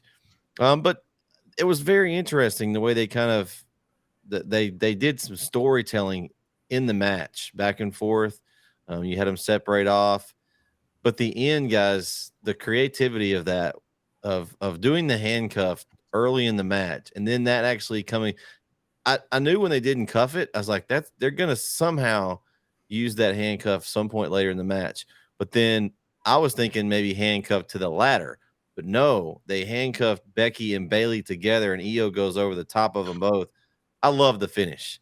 I think it's one of the more creative finishes to a ladder match that I've seen in a while. We talked about kind of how do you win a ladder match. There's, usually the men's way is what they usually have. You have a guy climbs up, and he's up there, and then the last guy knocks him over, or he takes him out, and then the other one wins. This was very creative for WWE standards as far as what ladder matches go. I really enjoyed it. Of course, let's see, we had Kyle and Brandon both had Io, so you two picked the winner there. What's your thoughts on Io taking this, and where do y'all see her going with it? How many right answers were there, Matt? Uh-oh. You got that, and I was mad at you about that one too. When that match was going on, I didn't know you were. I didn't know you were. What? And I shouldn't. I didn't know you weren't watching it. I didn't think about that. You should have muted me like I used to mute Kyle when. But yeah, I had to give you a hard time about that. And no, I love the match. Because I kept notes. So one of my first notes was it'd been interesting to see what happened if Becky got handcuffed. Little did I know it would come back into play later where she actually did get handcuffed and at the end of the match. And then the code red by Zelina was awesome. Oof, and then then when Io was about to win and Bailey cost her set up later, Bailey cost Io first. She kind of turned on Io, and then later Io was able to get her back to win. That was very I loved how they set just everything in this match. They used everything. There was good spots. They told great stories. They told stories between Becky, Zoe, and Trish. They told stories between Becky and Bailey. They told stories between Bailey and Io. They told stories everywhere. And then Zelina, like you said, they had to have her. She just kind of ran around and did cool moves, and it added to the match. But there were just so many. I thought it was might have been the best women's Money in the Bank match we've had. We haven't had many. Was it 5 now? I think, and we had that 2 in the 1 year, and so maybe 6. But this was one of the better ones, and not only was it a good match, but it built stories that they can. Like we said earlier, we have maybe 6 women's stories right now, and 3 or 4 of them came from this match. So Brandon, out of this, you had Io. Does Io go after Asuka now? Do you set the 2 Japanese women up for a match at SummerSlam, or later down the line? Do you think she goes after her? Is that the story? I mean, I don't. If you're looking at them, I think that's the more logical. Do you even see her having a chance at Rhea Ripley? I mean, I don't know. I don't know. We'll see. Yeah, I hate for them to do just the Io Asuka because that seems like a cop out. Yeah. We just haven't seen them go at it, really. They kind of kept them separate this whole time, really. So she's just not a very believable star as a champion yet. And I think you see with these WWE over the last couple of years that when you're not a believable champion, they either fail your cash in or you go get a mid-card belt or something. Maybe Io goes to NXT and try, I do better over there. She's getting closer. She is getting closer to that. But I mean, you see Rhea, she's not at that level. And then you see you got Bianca Flair and Asuka going at it over there. She's not at that level. So where does she really fit in? But the great thing with the Money in the Bank is you can hold it for 6 months, a year if you need it. And we talked about last week that the women's title doesn't really get held very much, or doesn't get she could maybe go to WrestleMania with it. So maybe we'll see something with it to that end, and you can just build up the Bailey match and do some things. You're right, Brandon. I mean, they told some decent stories, but match quality, I was a little bit underwhelmed. Other than Becky and Trish, I think they really went at it, and Trish took a couple of big spots there. But the rest of the match, I mean, I was kind of underwhelmed by it. But again, I get with ladder matches, you can't always have these spectacular 5-star matches when it comes to that. If you're Jereme, you can, but for the rest of us, they didn't bring out the fire tables with barbed wire. They did not bring out the barbed wire fire table with the firework on the super kicks going on. But with these people, the story needed to be there, and you're absolutely right, Brandon, that they told the story. So as far as storytelling goes in a match, it was up there, but match quality, I was a little underwhelmed. Did you like the way it finished though? Yeah, like you said, creative way of doing that there. But again, I was mad that Io Sky won because y'all picked it, and I was, I was with you. Sorry, you should have went away from anything that I picked. You should have went opposite this pay-per-view, Matt. Sorry. But I was a little disappointed that Becky didn't win because I think they could have done more with that. But I get that the Money in the Bank is meant to build stars, and that's a good chance to build Io. So we'll find out how they do with it. Kind of like what we'll talk about with the Bloodline payoff. It's going to be the payoff that really matters with this. So how do they pay off Io? That will determine the quality of things retrospectively for me. But her as a winner, I said it last week, I'm just a little curious by it. Right. I loved the match. I thought it was great. I'm with Brandon. I thought it was probably the best women's Money in the Bank match that we've had. I don't think Becky needed to win because exactly. I don't think Becky needed to win because she can get a title shot anytime she wants. She's Becky Lynch. She doesn't need a Money in the Bank briefcase. She's like Charlotte Flair. She can just walk in and say, "Hey, I want." She's like Charlotte. Yeah, I want to match. Becky can do that. So I'm glad Io won it. I think they did a lot to further the storyline and the breakup eventually between Bayley and Io. And I think that's our SummerSlam match, Bayley and Io at SummerSlam. Probably some kind of stipulation, if I'm guessing. Is it for the Money in the Bank case? Maybe that may be the stipulation. I didn't think about that. That may be the stipulation because case on the line there, and maybe because in Bayley's mind, Io cost her the briefcase. So, but then Io can say, "Well, you nearly cost me the briefcase by pushing the ladder over." So let's put it back up on top and have a ladders match or a table TLC. I don't know. Could. Yeah, it could. But I know I do think we're getting Bayley and Io at SummerSlam, and I'm okay with that. I thought the match was great. I was surprised Trish took the bumps that she took. I did not that manhandle slam on the ladder looked rough. That looked super vicious. Then that code red by Zelina. I'm glad Zoe didn't break her neck. If her neck would have got caught in that, oh man. Anyway, it was a fantastic spot. I guess I'm just over LWO in general because I'm kind of over Zelina using her chancla. Like let's stop with that. That's kind of ridiculous. We're on top. I'm just inches away from grabbing a briefcase that could change my life. Let me grab this flip flop out of my back pocket and start beating you over the head with it. You want to hit somebody with, right? Because come on, man. Does that hurt any worse than just slapping somebody? I mean, you ask some Latino kids, they have trauma from the chanclas, but that's a mama strength. That ain't a wrestler strength. It's different. But I'm kind of over that. So overall, though, I thought it was a really good match. Best women's Money in the Bank match that I think I've ever seen. And I think the right winner came out, and I'm excited to see what they do to further the story. Look at KO being culturally relevant in his analysis. I like my guy. I'm very cultured here, Matt. I'm very cultured. I'm tapped into every community. He's got his LWO shirt on underneath that one. So he's ready to go. All With the Canada background on it. Next matchup, World Heavyweight Championship. Seth Rollins over Finn Balor. Another one that I was with Jereme on this one. You guys all had Seth winning. I knew once I lost the LA Knight, because we kind of talked about where we thought it was going with if Damian Priest won, then probably he was going to come out and cause some kind of something with either he was going to try to cash in or he was going to be out there and interfere, and he kind of distracted Finn there. Finn, he kind of, act like he was going to run the ring. Finn looked at him like, "What are you doing?" Delayed his coup de grace.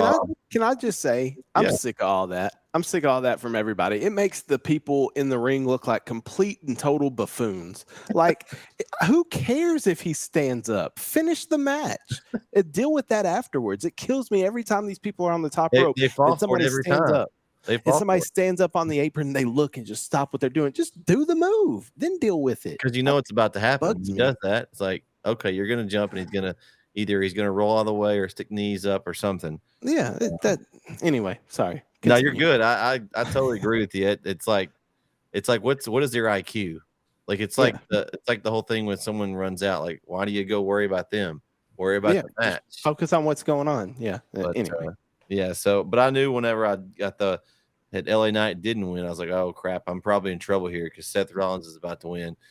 I thought we might all, and I don't know how we'd have scored this. I kind of thought, well, maybe Damian Priest, they both are out. He cashes in and makes it a triple threat, and he pins somebody, and then he wins that match, and then no one would have been correct. I wouldn't have been surprised if that would have happened. Jereme should have got double points if that would have happened. Yeah, we wanted to see that happen, so we would give him that extra credit point that you wanted to give Brandon from Forbidden Door. But I overall I thought the match was solid. Rollins and Finn can both go. There were some cool spots in there, but I mean it was kind of predictable once the other match happened to me. I was very concerned at that point. I was like, that's when I knew my night, when it started off that badly, I knew it was going to be a rough one. Did not expect the ending match to go the way, which we're going to talk about that next, but I knew my night was going to be rough. But I thought the match in itself, though, fantastic match. I wish it would have ended without the Damian Priest thing. I didn't like that part of it. But either way, Seth Rollins retains. What do you guys think? I actually disagree a little bit. I was actually kind of underwhelmed with this match. Like, I think it's a more too, like, I maybe have too high of expectations or such high expectations for a Seth and Finn match. I expect it. Most time when they're in there together, it's great. But now, just this time, I actually thought it was a bottom half match on the card. I mean, I don't think it was, well, it's definitely not as good as the main event, and it wasn't as good as the 2 Money in the Bank matches. And then, so then it's right there. It's right there in the middle with some of the others. But I thought this was probably about the same as Cody and Dom. It's weird because it was Seth and Finn, but the only the best part of it I thought was the ending with the Dom and Finn tease, and then how they carried that over on Monday. But the match itself kind of actually underwhelmed me. I guess considering who was in there. Man, you compared that to the Cody Rhodes and Dominic Mysterio. Brandon, that's like I'm with him. I think I was very underwhelmed with the match as well. Especially with the build, how they said, this match is 7 years in the making. Finn Balor coming back, blah blah. Well, it didn't have that big fight feel to me. And it could have been I was turned off after listening to the woes from Seth Rollins for 5 minutes straight. That could have been part of it. But I'm like Brandon. I was expecting a little more between the two. Seth and Finn are fantastic in the ring, and they're great together. And I thought the build up to the match was pretty decent, but the match was just underwhelming to me. I feel like it could have been. I don't think it deserved the lead-in spot to the main event. I think you could have put that, after the women's tag team match, and that'd have been cool with it being in that area. But underwhelmed with the match. Figured Seth was going to win. That it was predictable. I'm interested to see. It would have been interesting for a brief second. I thought that Finn was going to, after the 2 coup de grace on Seth, and then he got in the ring. I thought he was about to pin him, and then Damian was going to cash in on Finn. I was like, oh, okay, now we're going to have a little. But when that didn't happen, I figured Seth had it, and it was predictable, and I was a little underwhelmed. If you'll allow me to put my professor hat on for a second, I'm going to do a little bit of teaching right here. There's a theory in psychology called adaptation level theory, and it's also referred to as the hedonic treadmill. And it kind of explains why we as a society take things for granted ultimately. We get used to things. We're all used to cell phones. Cell phones 50 years ago, ooh, this would be huge. But we're all used to it, and we all take it for granted as far as that goes. And you two kind of sound like that kind of, with Finn and Seth, that you just kind of take their quality of matches for granted because you're used to it, and you needed something else. You needed a little bit of more of a stimulus. You needed a cage match.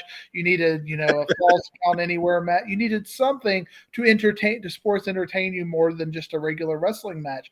But to this end, I actually agree with you, and I think the WWE needs to understand that and needs to understand how to kind of push boundaries, because in a lot of trilogies, you see that kind of that first match being regular, the second match going on is, maybe a fight, and then the third match is the blow off kind of match. There's nothing here. It's just a nice wrestling match. It's kind of the same thing with Seth and AJ Styles from Night of Champions. It was going to be a good match, but you're just waiting for a little bit more. And at least we got a little bit of a story with the Judgment Day dissolution happening as part of that. But 3-star match, but that's we want more.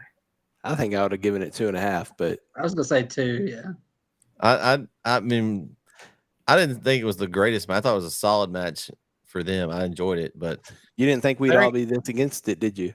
I did not. I didn't. But honestly, when you compared it to Mysterio Rhodes, I think that's too low. I mean, if you're gonna pick a match to see, you're telling me you would have picked to watch Dirty Dom go against Cody Rhodes versus. No, I would have chosen Finn and Seth.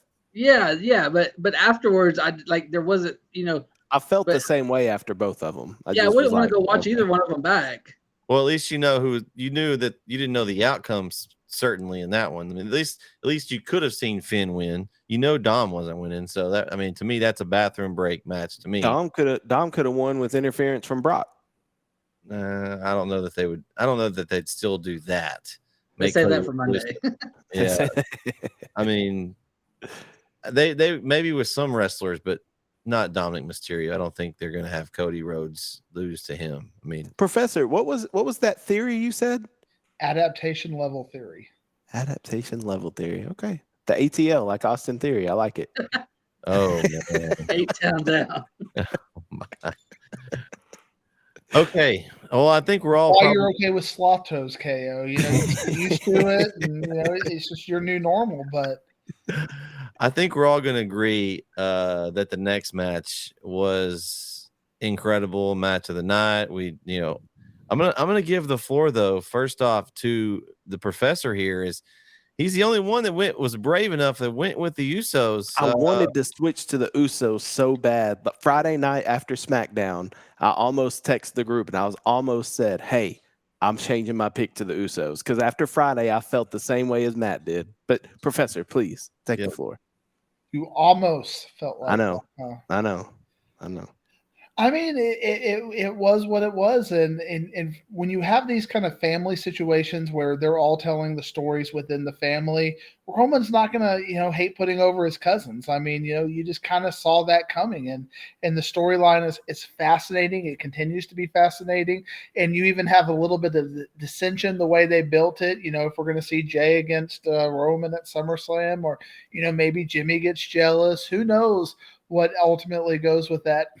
Very much like the AEW 5-star match, I was a little bit turned off at all of the super finishers and kicking out of all of those kind of things. At some point, a finisher has to be a finisher. There was that one scene where there was, there was a Superman punch and he hits the ropes and, he does a super kick. And then we have another, at what point are we just all going to die, as far as it goes? But I get if we're suspending disbelief that is part of the joy of it. But in many ways, it was kind of a squash match for a while. I mean, the Usos just got no offense for about 20 to 30 minutes, it felt like at times. So again, with these matches, I'm more impressed by the storytelling than the actual quality of the match.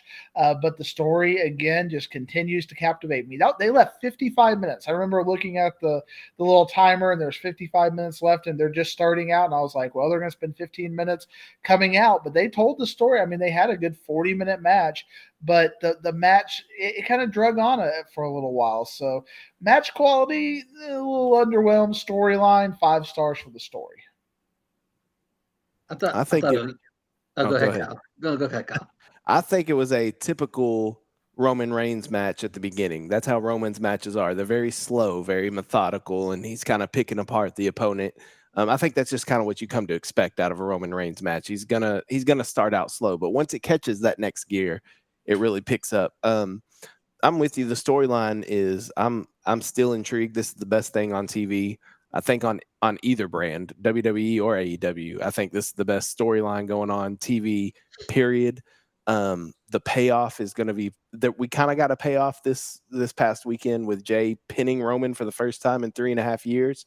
I think the problem with that is now whoever takes the title off of Roman, if it's not Jay, if Cody takes the title, it's lessened a little bit because now Roman's already been pinned. If you're going to do it, do both at the same time. Have the pin streak go away and the title streak go away at the same time, not separate. I don't like them separating it. But other than that, I think it was a fantastic match. It was what we expected. They're all family. They're going to work well together in the ring. I kind of expected Solo to be a little more I don't know how to put it. I thought we'd see Roman and Solo clash a little more, when at the end of the match, when Roman was in disbelief, Solo just flipped the switch and went into another gear. Was like, I'll handle this myself. Like, I'll just do it. That was kind of a surprise to me, but I think it was the right outcome. Like I said, after watching SmackDown Friday, I wanted to change my pick because the vibe on Friday night was just like, the Usos are going to win and Roman's getting pinned. So interested to see what they do at SummerSlam. I think we get Roman and Jay for the title at SummerSlam, but I don't think Roman loses the title at SummerSlam. I don't think he loses it to Jay at SummerSlam. I think there's another layer that we're going to get at SummerSlam, but that's my prediction early. I thought this was, both y'all made great points, and I agree with a lot of it too. And I thought this was pure cinema, and like Matt and Kyle said, not the match part, just, the match is another match, but the story that they told inside of it made it seem like the coolest match ever, because everything had you kind of hanging and just like, what's going to happen next? And, like Matt said, yeah, sometimes those all the moves and the false finishes stuff get a little too much, but the way the story they told with it is, the Romans stacking them up, and then they kick it out, and because Solo left the ring oh, it's over. They did this cool, the Samoan spike into the spear, into the stack them up. It's over, and then and then the one where Jay was done, and not only does he kick, he gets out, but he low blows them too, like the accidental low blow, and it the same thing Roman did to Jay back at Clash or Night of Champions in 2020 or something like that. Same exact thing. Yeah. And this is one of the first times where WWE's called back on stuff from multiple years, and this is the best story they've maybe ever told. And I was actually kind of shocked that Roman hadn't lost since hadn't been pinned since December 2019. You watch it every week, but you don't realize it. But like you said, Kyle, is hey, you don't know if you would have had it done. But now, having done that, because earlier, Jereme was saying about maybe not believing Jay as a champion or whatever. But at least now they give you that hey, he's beaten Roman. He can do it, whether he does it or not. But like you said, you want it to be the first time. Or at least now we have that kind of sense of Jay could do it. And then one more thing, we talk about songs and stuff. I loved afterwards the crowd singing the Uso song, and and it kind of got to Jay and Jimmy. They kind of choked them up. It was like they just won. They just won the title at WrestleMania. That's why I don't know if one of them would be the one to beat Roman, because this seemed like their title match. That seemed like their Universal Championship on Saturday night or Saturday afternoon. Is that seemed like their Super Bowl, and that might be their moment where it could be someone else that eventually takes it from Roman. Well, and the last person to pin Roman Reigns is our friend, the lone wolf, Baron Corbin, which is, it shows how far Roman Reigns has come in the last 3.5 years. And how far Baron Corbin has fallen to bum-ass Corbin. Well, and y'all are dead on correct. I mean, the story in this is intriguing to me. I kind of, the main reason why I thought maybe that Roman would win this one is I thought maybe they would pay off the win at SummerSlam.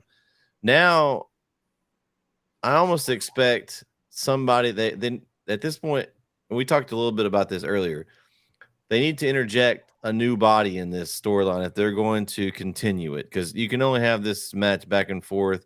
Yeah, they're going to have Jay and Roman probably now, which you can do that now. Okay, now he's beat him. Right-hand man's going to challenge the head of the table. I'm interested in this travel court tomorrow night. I'm really I'm excited about watching that. who's going to show up? Yeah. Is The Rock going to show up? I doubt it. Doubt it. But somebody, you could have Rikishi show up. You could have several people show up. That's part of their Alpha and Sika. They could show up. So is somebody going to show up to add something as far as to fuel this? Because if they could add a body here and keep adding people, they could continue to tell this if they can add bodies and have reasons to. And I said this earlier, Matt, I think if I was booking this, eventually Solo turns on Roman and we get Solo Roman and Solo goes over, because I think they've done such a good job of building him and kind of Jay and Matt hinted, or not Jay and Matt, Jay and Jimmy hinted it the other night. They said that he was their tribal chief.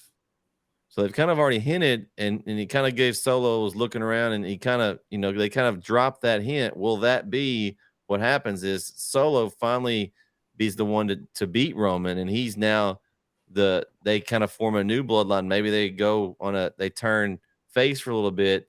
Roman takes a break, and he has a little title run. So I don't know. They've got lots of things they can do. That's where I think it's going. I think Solo, if it's me, they've built Solo. He has only lost maybe once or twice since he's moved to the main roster. They've really given him a high push. That Samoan Spike, they've really protected that. And so I think that's where we're going. Now they did in this match. I know why you're frowning, Matt, because they did kick out with the spear and the Samoan Spike. I said they protected it pretty well, but I mean, as far as overall, nothing was protected in this match. It was one of your favorite matches with all the finishers. You loved that, I know. But false finishers left and right. Yeah, but they have overall, when you got hit with a Samoan Spike, you hadn't got up too often. So I mean, in this kind of match, it's your adrenaline's pumping, you're within your family, anything goes. I mean, you can get hit with stuff and you like Hulk up and keep fighting. I mean, it's just one of those things.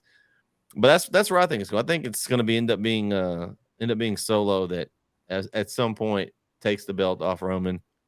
I think Roman would love to do that for him, and especially putting somebody over in his family. I think that would be a way to elevate him, and kind of Roman. And then at that point, maybe steps back and takes some break, and because Roman's still Roman, at this point he doesn't need the belts. I mean, yeah, he's had it for this long. He'll have his little streak, but even if he loses it, he's won how many matches in the last 3.5 years without losing one? I mean, 8. I mean, he's not wrestling very much. Well, no, but he's still. I mean, still, if you have 8 matches a year and you still haven't lost, that's a pretty good streak to go on. I mean, you're mentioning how they've been selling the Samoan Spike. Even Rich Holland was still selling it, coming out with Butch for the Brawling Brutes, as far as that goes. See, I've mentioned this before, and I disagree with I think everybody as far as this goes, and I'll stand on this like I'll stand on Bronson Reed. I'm not sold on Solo. I'm just not, and he's really taken some L's over the last. You said he hasn't been, but I mean, he lost. They lost to KO and Sammy, and he lost to Cody getting into that other build. So, I mean, he's not been this untouchable person who, he's been losing pretty much. And they've kind of moved him away from, squashing people on Raw these days. So, I think he's a little bit on a losing streak as far as my memory goes. But, again, who's going to take it, and how it works. I don't think it's going to be Solo, but it'll be somebody, and I trust the WWE with the storyline. You trust them? I don't trust WWE with the storyline, but they've done a good job so far. 3 years now. I mean, and another thing I just want to throw out, I don't know if you guys saw it, but this is the kind of the Paul Heyman promo in the pre-show where he was crying and talking about how what Roman was going to do to the Usos was like, I thought that was one of the most. I was starting to feel at that point, oh, I'm wrong, because they've made it like Roman is going to destroy them and he's going to feel bad about it, but he's going to do it, and that's been very similar to what Roman has done. Like, Roman's going to turn on that temper, and Roman's got the temper, and they've had that as a storyline a little bit. When that temper kicks in, and that was the storyline they told at the Royal Rumble with KO. That's a Roman Reigns you got to be careful about. All right, so Overall, we're pretty much in agreement. I think this was a really good show, very enjoyable. I think we got a little bit of a break. I think I think the next pay-per-view is it SummerSlam? I think SummerSlam, August 5th. Yeah, so we got a little bit of time between. So it'll be interesting to see where some storylines go between now and then. We've got lots of things, and hopefully we'll be able to get together soon. And then everybody's gonna get the rest of the month almost off here. Anybody got any big plans? I know Kyle's off for a few days. Brandon's had a few weeks. Matt, what's your schedule looking like? Who's applying for credentials for the Ford Field for us to go cover this? Yeah, Brett, you're the one with the company. Man, I don't know that we have a legit enough to get credentials. Maybe I don't know. Do you know who I am? I have 10,000 followers, Brett. It needs to be a little closer. I have 650. I'm trying to get there. I'm not a big fan of the airplanes, man. I know you're traveling all over the place here, but I've never left the ground in a plane, so it needs to be within driving distance for me. Detroit is within driving distance. You got it. But we did talk about that next time there's a show sometime in the area, we need to have an off the ropes on the road edition, and we go to the event. Winter is coming, or we could go to the Great American Bash. That's in Cedar Park, the NXT event. Oh, I think someone mentioned that earlier. Yeah, I was talking about that. Yeah, that's the next one in Texas. Yeah. All right. Well, anybody else got anything to close out for tonight? Again, the Blaze volleyball team now 8-1 after going 6-0 today, and a little bit of a volleyball. There we go. We are making B League volleyball relevant again in the Diggs family. There we go. Love it. That's great. That's great. Well, I think that's going to do it for tonight's episode of Off the Ropes. We're going to close with some Usos in the memory of the Usos winning it. The ones are going up. Thank you for tuning in to the Disrespect Sports Network. This is Off the Ropes, episode 12, Money in the Bank review show. For Jereme, who left earlier, Brandon, KO, and Professor Diggs, I'm Bret Swinney. We'll catch you next time right here on the Disrespect Sports Network. Everybody have a good evening.